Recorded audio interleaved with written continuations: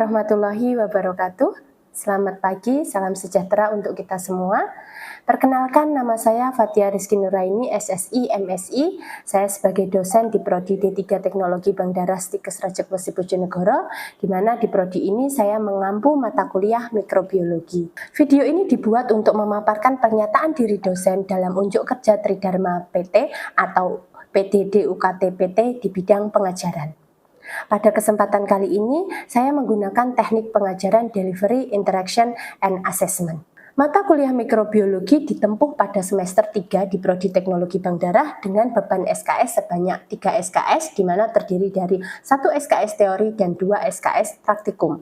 Mata kuliah ini memiliki kode mata kuliah 1141203028. Deskripsi dari mata kuliah mikrobiologi yaitu mata kuliah ini mempelajari tentang ruang lingkup mikrobiologi dalam bidang kesehatan, terutama yang berhubungan dengan darah, serta melakukan teknik dalam mikrobiologi yang meliputi teknik sterilisasi, pembuatan media, isolasi, dan analisa mikrobiologis. Capaian pembelajaran pada mata kuliah mikrobiologi ini terdiri dari beberapa capaian. Yang pertama yaitu 1. Mahasiswa mampu menjelaskan ruang lingkup mikrobiologi di bidang kesehatan yang terdiri dari virologi, bakteriologi, dan mikologi. Kemudian yang kedua yaitu mahasiswa mampu menjelaskan dan melakukan teknik sterilisasi pada tahapan praanalitik. Kemudian yang ketiga, mahasiswa mampu menjelaskan dan melakukan proses pembuatan beberapa jenis media dalam pertumbuhan mikroba. Kemudian yang keempat, mahasiswa mampu melakukan tahapan isolasi mikroba dengan berbagai teknik secara tepat. Kemudian yang kelima, mahasiswa mampu melakukan pewarnaan bakteri. Yang keenam, mahasiswa mampu melakukan uji dan analisa cemaran mikroba. Dan yang ketujuh yaitu mahasiswa mampu melakukan uji antimikroba.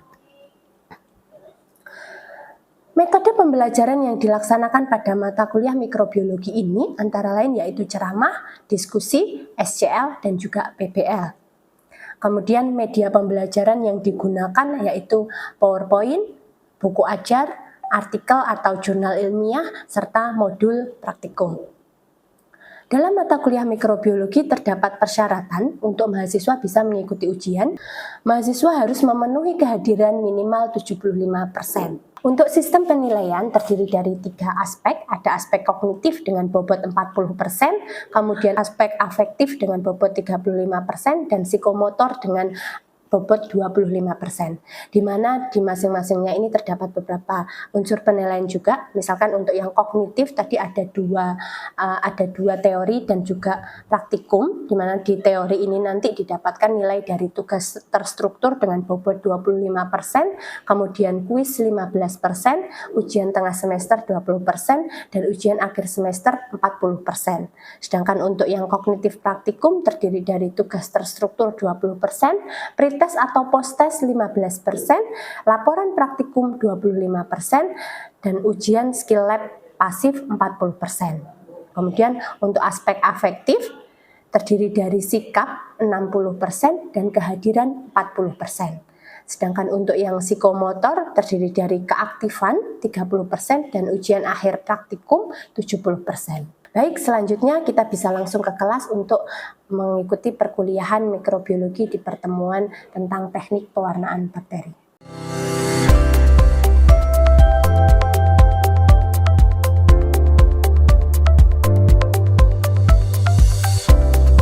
Baik, Assalamualaikum warahmatullahi wabarakatuh. Waalaikumsalam warahmatullahi wabarakatuh. Oke, ini sudah masuk semuanya ya. Oke, sebelum kita memulai perkuliahan, kita mulai dengan doa dulu ya. Silahkan ketua kelas bisa dipimpin untuk doa. Sebelum kita memulai perkuliahan pada hari ini, alangkah baiknya kita berdoa menurut kepercayaan dan keyakinan masing-masing. Berdoa mulai. Berdoa selesai. Oke, baik, sudah berdoa ya. Sekarang kita lanjutkan untuk perkuliahan mikrobiologi, di mana hari ini kita masuk ke pertemuan yang ke-12 ya. Di pertemuan ke-12 ini nanti kita akan membahas tentang pewarnaan bakteri. Oke, sebelum kita masuk ke pertemuan 12, coba kita refresh dulu yang kemarin ya, di pertemuan 11, di mana di pertemuan 11 kita mempelajari tentang apa kemarin? teknik isolasi bakteri seperti itu ya. Oke, di teknik isolasi bakteri kemarin kalau kita ingat-ingat ada 3 teknik ya. Ada apa saja kemarin? Ada strict plate, pour plate sama spread plate. Oke, ada 3. Oke, setelah kita mendapatkan bakteri dari hasil isolasi itu tadi, kemudian bakterinya ini mau diapakan kira-kira? Pasti mau diidentifikasi lebih lanjut, ya kan? Bagaimana kita bisa tahu bakteri yang awalnya di cawan Petri hasil kemarin isolasi itu, terus bagaimana kita bisa melihat bentuknya kira-kira? Kalau di cawan Petri tok gitu, kira-kira kalian tahu nggak bentuknya bakteri ini? Kokus kah, atau spiral, atau batang, tahu nggak? Enggak ya, nggak bisa. Oke, terus harus pakai apa kalau mau lihat bakteri? Pakai alat namanya mikroskop. Oke. Nah, kita mau lihat bakteri pakai mikroskop. Tapi kalau bakteri langsung dilihat pakai mikroskop itu tidak bisa, ya. Maka harus dilakukan sebuah teknik namanya adalah teknik pewarnaan bakteri seperti itu. Jadi dengan pewarnaan ini nanti di mikroskop bakterinya ini bisa kelihatan, gitu ya. Pewarnaan bakteri itu seperti apa sih, Bu?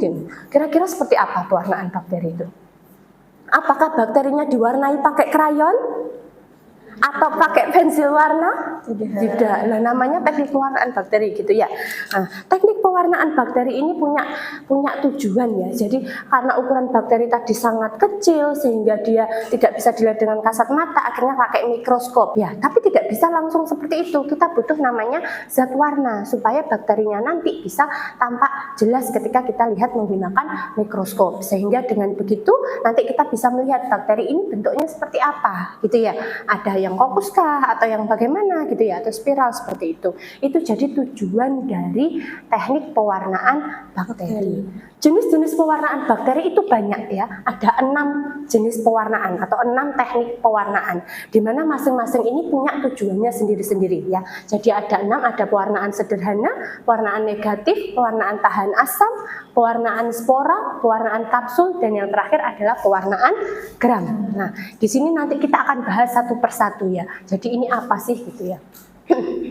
Yang pertama adalah pewarnaan sederhana. Namanya saja sederhana. Jadi cara pengerjaannya juga sederhana. Ya, jadi di pewarnaan sederhana ini kita hanya membutuhkan 1 jenis zat warna saja. Ya, yang dipakai hanya 1 jenis zat warna. Nah, zat warnanya apa?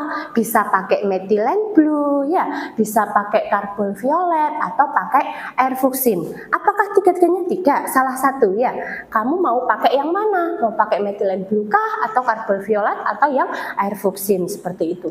Karena ini dia pewarnaan sederhana, otomatis hasilnya pun juga sederhana. Yang penting kita tahu bentuk bakterinya itu seperti apa. Nah, kalau misalkan kita pakai yang pewarnaan methylene blue. Methylene blue ini zat warna yang warnanya adalah biru, namanya aja methylene blue ya, warnanya biru. Jadi nanti bakterinya itu kalau kita lihat di mikroskop warnanya adalah biru seperti itu. Dan cuma kelihatan bentuknya seperti apa. Kita tidak bisa tahu dia masuk ke kelompok bakteri gram apa, seperti itu tidak bisa. Karena ini adalah pewarnaan sederhana seperti itu. Itu untuk yang pertama ya. Kemudian berikutnya yang kedua ada namanya pewarnaan negatif ya. Pewarnaan negatif ini dilakukan untuk bakteri-bakteri yang tidak bisa diwarnai dengan pewarnaan sederhana tadi.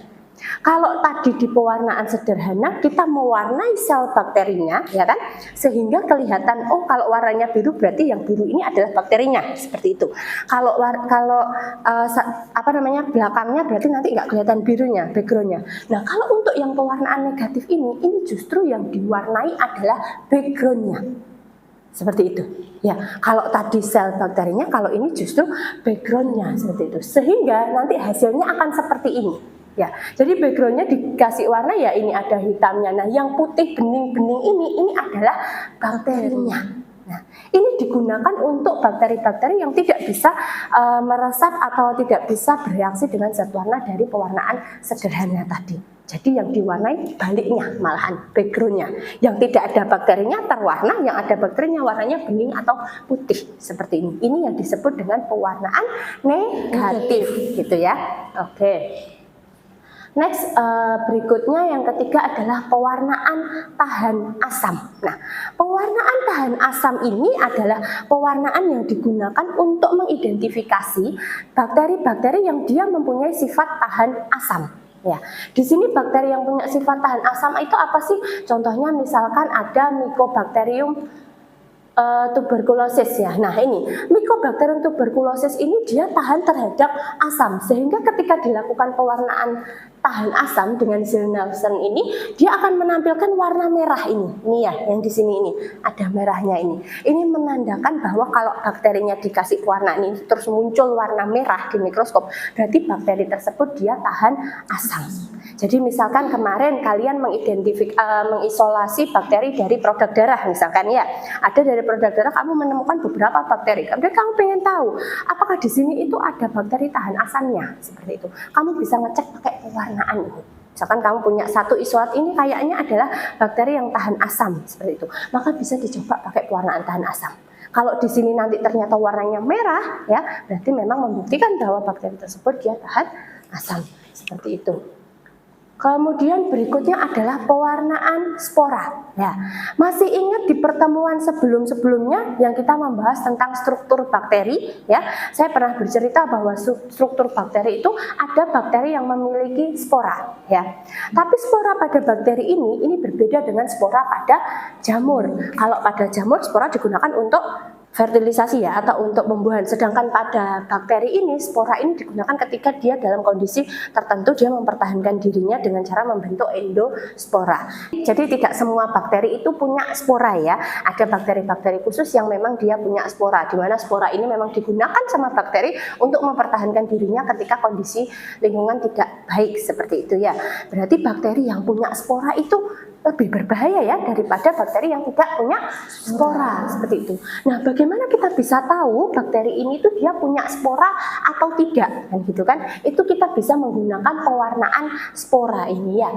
Jadi dengan pewarnaan ini nanti ada zat warna, di mana zat warnanya nanti itu akan mewarnai sporanya sehingga terlihat ada khusus gitu ya, di mana di situ ada sporanya, seperti itu. Oke. Selanjutnya, sebelum kita melanjutkan pewarnaan kapsul, sampai di sini sudah paham atau ada yang mau ditanyakan dulu? Sudah paham, Bu? Sudah paham ya? Sudah paham? Sudah jelas? Sudah, Bu. Oke, sudah jelas. Oke, berarti bisa kita lanjutkan ya? Bisa, Bu. Oke, kita lanjutkan berikutnya adalah pewarnaan kapsul ya. Sama seperti tadi di mana bakteri itu ada yang punya spora. Ternyata ada beberapa jenis bakteri itu yang punya kapsul juga ya. Kita sudah pernah membahas tentang kapsul ini di pertemuan sebelumnya ya, di struktur bakteri, bahwa ada beberapa bakteri yang punya kapsul. Nah, kapsul ini nanti bisa diwarnai ya. Diwarnainya bagaimana? Nah, ini ada kapsul ini dia tidak punya afinitas yang besar terhadap bahan-bahan zat warna yang bersifat basah, sehingga dia ada pewarna khusus di mana nanti bisa digunakan untuk mewarnai kapsulnya ini ya, sehingga nanti hasilnya seperti ini. Kalau di mikroskop ini kan ada yang warna merahnya tengah ya, terus pinggirannya ini kan ada beningnya ya. Nah, beningnya ini adalah kapsulnya gitu. Jadi kalau bakteri itu punya kapsul, maka ada yang beningnya ini, yang putihnya ini adalah kapsulnya, karena tadi kapsulnya kan punya afinitas yang rendah itu tadi, seperti itu. Gitu ya. Oke. Terus berikutnya, pewarnaan berikutnya apa? Nah, yang keenam adalah pewarnaan gram. Kalau tadi kapsul untuk mewarnai kapsulnya, ya. Terus kemudian pewarnaan spora untuk mewarnai sporanya. Kalau pewarnaan gram untuk apa, Bu? Mewarnai gramnya. Nah, gimana ini maksudnya? Enggak ya? Ya, jadi pewarnaan gram ini digunakan ya untuk mengidentifikasi atau mengelompokkan bakteri berdasarkan dinding selnya. Kita sudah pernah membahas juga di pertemuan sebelumnya bahwa bakteri itu berdasarkan dinding selnya itu ada dua jenis atau dua kelompok ya. Ada bakteri apa? Gram positif dan bakteri Gram negatif. gram negatif. Oke. Tadi bakteri kan ada dua jenis ya, gram positif dan gram negatif. Ada yang masih ingat nggak yang masuk ke dalam kelompok bakteri gram positif? Contohnya apa? Siapa yang tahu? Silahkan angkat tangan. Saya, Bu. Oke, Mbak Ririn. Silahkan Mbak Ririn. Apa contohnya bakteri gram positif? Contohnya itu bakteri Staphylococcus aureus. Oke, Staphylococcus aureus, betul? Betul. Oke, itu tadi contohnya kalau gram positif ya. Kalau gram negatif, contohnya apa? Ada yang tahu? Saya Bu. Oke, silahkan Mbak. Contohnya untuk gram negatif ada bakteri E. coli. Bakteri E. coli, gimana teman-teman? Betul? Bakteri E. coli? Betul, oke. Jadi ada dua tadi ya, kalau gram positif ada apa tadi? Contohnya Staphylococcus aureus, meskipun ada contoh yang lain ya, yang lebih banyak lagi. Ini salah satunya ada Staphylococcus aureus, sedangkan kalau gram negatif ada E. coli, ya, dan yang lainnya masih banyak lagi. Oke, sekarang kita bisa tahu ini gram positif, ini gram negatif, bagaimana caranya? Nah, apakah bakteri ini ditanya, bakteri kamu itu gram positif atau gram negatif? Kira-kira bakteri ini jawab apa enggak? Enggak, ya. Maka dari itu bisa dilakukan pewarnaan gram. Ya, jadi pewarnaan gram ini tujuannya adalah untuk membedakan bakteri ini masuk ke dalam kelompok gram positif atau gram negatif. Karena ini tuh penting ya, ketika kita tahu ini, kita punya misalkan bakteri kontaminan kemarin dari produk darah seperti itu. Ini tuh masuknya ke gram positif atau gram negatif. Kenapa kok perlu tahu? Karena ini untuk menentukan juga ya bagaimana sih mekanismenya dia, atau ketika misalkan kita membutuhkan obat antibiotik apa yang cocok untuk bakteri tersebut gitu ya. Oke, itu tadi contoh-contohnya untuk bakteri gram positif dan bakteri gram negatif ya. Berarti tujuan dari pewarnaan gram ini tadi untuk apa? Untuk membedakan atau mengelompokkan bakteri ini masuk ke dalam kelompok bakteri gram positif atau gram negatif berdasarkan dinding selnya, begitu ya. Nah, kenapa kok namanya pewarnaan gram? Karena memang ternyata penemuannya ini namanya adalah Hans Christian Gram. Jadi diambil dari nama penemunya ya, penemu metodenya ini. Oke. Nah, masih ingatkah kalian dengan ini? Ini gambar apa toh? Gambar struktur dinding sel. Struktur dinding sel. Nah, yang di atas ini ya, ini adalah struktur dinding sel dari bakteri gram positif. Ya, sedangkan yang di bawah ini adalah struktur dinding sel dari bakteri gram negatif. Kalau kita lihat di sini, ini beda apa sama? Beda ya. Nah, di gram positif ini lihat ya, di sini dia banyak sekali peptidoglikannya.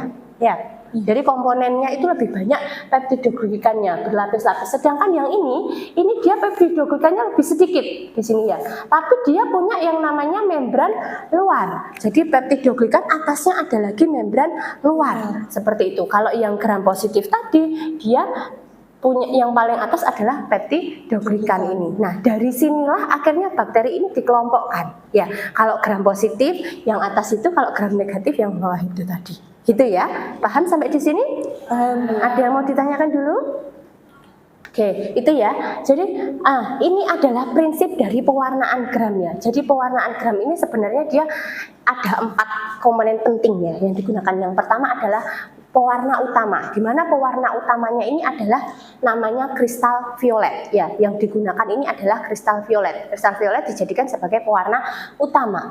Nah, kemudian yang kedua ada yang namanya larutan iodin. Ya, larutan iodin ini dia digunakan untuk merekatkan warna utama seperti itu. Kemudian yang ketiga itu ada zat dekolorisasi. Ya.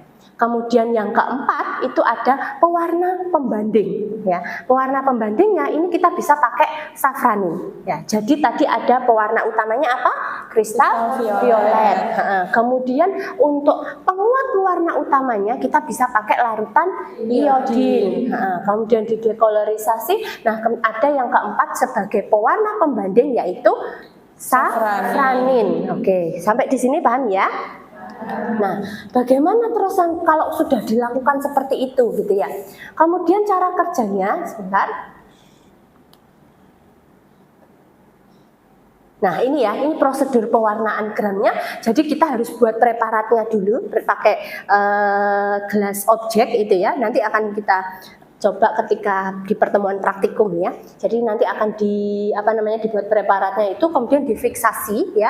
Setelah difiksasi nanti akan diteteskan pewarna utama, di mana pewarna utamanya adalah kristal violet. Nah, setelah itu nanti akan ditambahkan iodin. Iodinnya ini untuk penguat kristal violetnya tadi, supaya kristal violetnya bisa semakin merekat dengan dinding selnya itu tadi ya.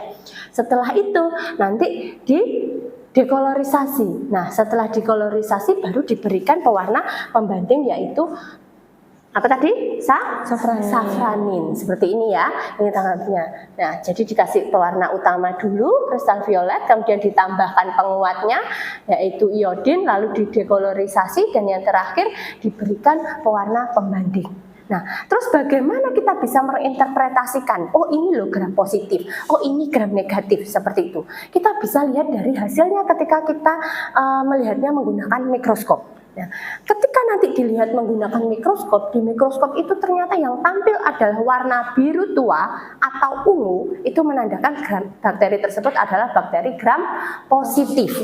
Ya, kalau warnanya merah atau pink-pink gitu ya, pink-pink kemerahan, itu berarti bakteri gram negatif. Lah kok bisa seperti itu? Kenapa, Bu? Ya. Kenapa kok nek biru harus gram positif, kalau yang merah itu gram negatif gitu ya? Masih ingat tadi saya ceritakan kalau pewarna utamanya adalah kristal violet gitu ya, dimana kristal violet itu warna utama yang dia diteteskan pertama kali. Nah, kristal violet ini ketika dia diteteskan, misalkan di bakteri gram positif, kristal violetnya ini akan segera berikatan dengan peptidoglikannya tadi. Ya, dia berikatan dengan peptidoglikannya, kemudian dikuatkan lagi sama iodin. Ya, jadi memang kristal violet ini dia bisa berikatan dengan bukan dengan iodinnya, dengan peptidoglikan. Nah, ketika peptidoglikannya banyak, berarti kan yang berikatan banyak, dikuatkan lagi sama iodin. Nah, setelah itu tadi di tahapan ketiga kan ada pencucian atau dekolorisasi gitu ya.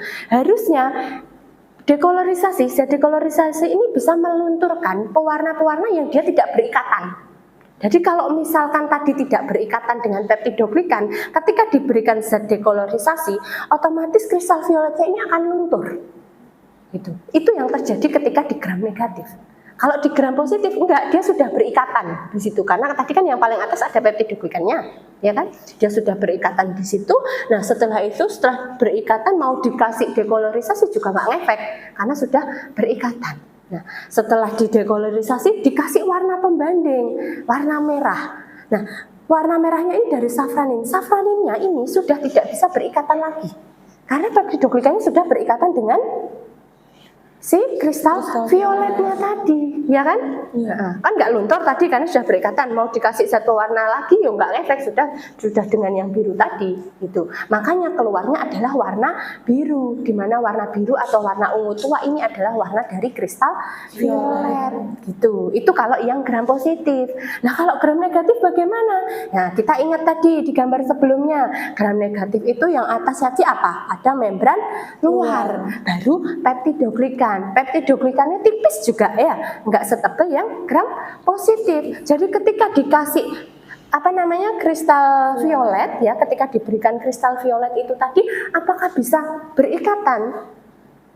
Tidak, ya, dia tidak berikatan. Dikasih iodin untuk penguat pun juga tidak berikatan. Sehingga apa yang terjadi? Yang terjadi adalah luntur. Zat pewarnanya tadi luntur seperti itu. Ya, ketika zat pewarnanya luntur, diberikan zat pewarna pembanding yaitu safranin. Nah, safraninnya ini yang akan melekat di situ, sehingga akan menampilkan warna merah. Warna merah ini berasal dari safranin. Jadi gitu ya. Jadi kenapa kok warnanya merah dan kenapa kok warnanya ungu atau biru tua? Itu ada kaitannya dengan apa tadi? Komponen dari dinding sel bakteri. Seperti itu. Jadi besok nek kalian sudah dapatkan ya bakteri yang diisolasi dari produk darah kemarin misalkan, terus kalian ingin tahu di produk darah ini ada bakteri kontaminannya itu masuknya gram positif apa gram negatif ya gitu, kita bisa cek pakai ini, oh ternyata adalah gram positif misalkan seperti itu gitu, karena warnanya adalah biru. Nah, ketika kita tahu itu, kita bisa melakukan penanganannya seperti apa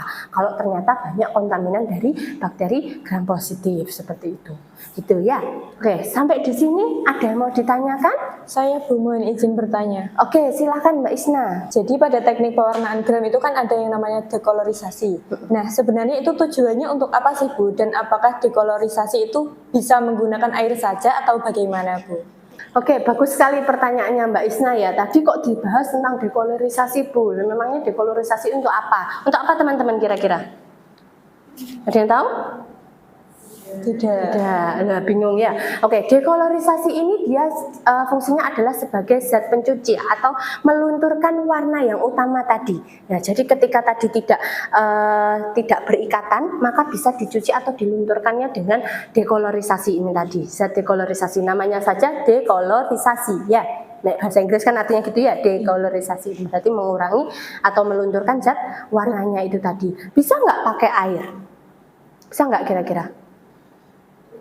Dekolorisasi ini alangkah baiknya menggunakan alkohol ya, menggunakan alkohol, menggunakan etanol, meskipun setelah itu ditambahkan bilasan dengan aquades ya. Aquadesnya pakai aquades steril ya, jadi dilunturkan dengan aquades steril seperti itu. Jadi ada dua ya, tadi bisa pakai alkohol, kemudian dibilas lagi menggunakan aquades. Setelah itu ketika dianggap sudah bisa dilunturkan atau dicuci, baru diberikan zat pewarna pembanding yaitu safranin itu tadi. Oke, sampai di sini Mbak Isna sudah cukup? Sudah cukup Bu, saya paham. Oke, paham ya? Yang lainnya ada yang lagi yang mau ditanyakan atau sudah jelas? Sudah jelas. Sudah jelas? Nggak ada yang mau ditanyakan? Tidak. Ada.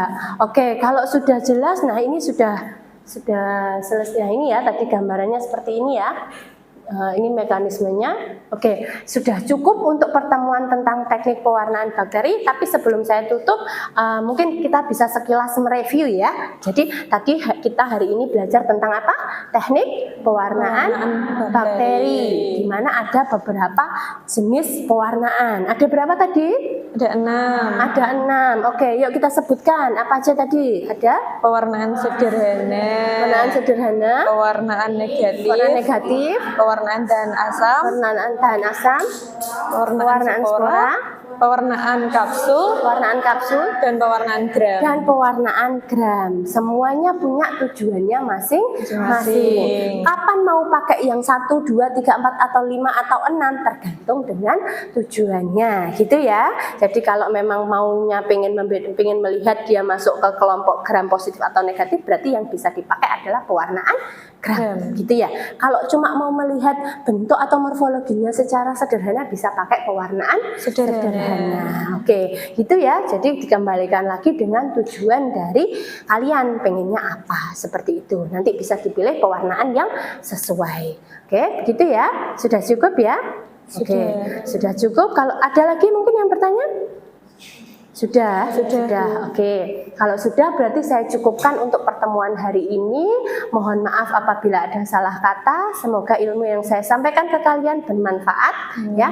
Sukses selalu. Saya akhiri. Assalamualaikum warahmatullahi wabarakatuh.